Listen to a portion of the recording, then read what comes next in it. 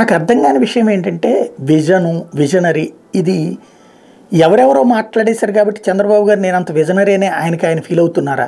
లేకపోతే నిజంగా ఆయన విజన్ ఉన్నటువంటి వ్యక్తే?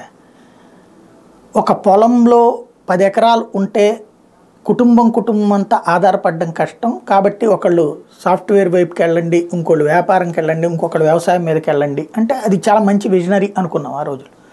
కానీ ఈ మధ్య కాలంలో మారుతున్నటువంటి ధోరణి ఎట్లా ఉందంటే ఐటీ రంగాన్ని నేనే తెచ్చాను, అసలు ఐటీని పరిచయం చేసింది నేనే. మరి సత్యన్ రామలింగరాజు ఎక్కడికి పోయాడో తెలియదు.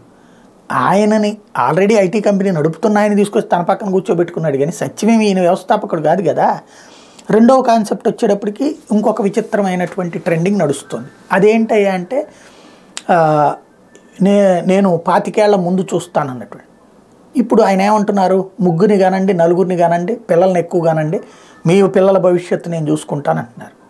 ఆయనే చెప్తున్నారు నేను ఇదివరకు కుటుంబ నియంత్రణ పాటించమని నేనే చెప్పాను అన్నటువంటి.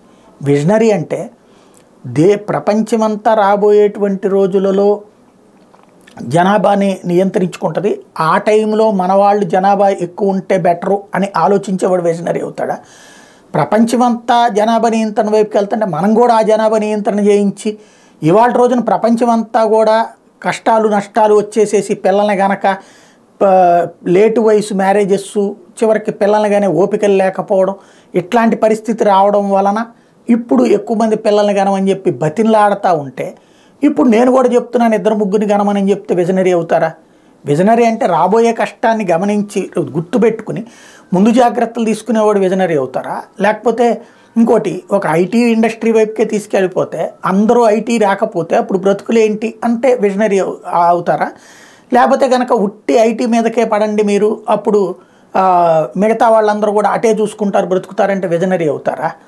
వ్యాపార వాణిజ్య పారిశ్రామిక కార్యకలాపాలని డెవలప్ చేసి అన్ని వైపుల నుండి ఇది కాకపోతే అది కాకపోతే ఇది ఆదాయం వస్తుందంటే విజనరీ అవుతారా?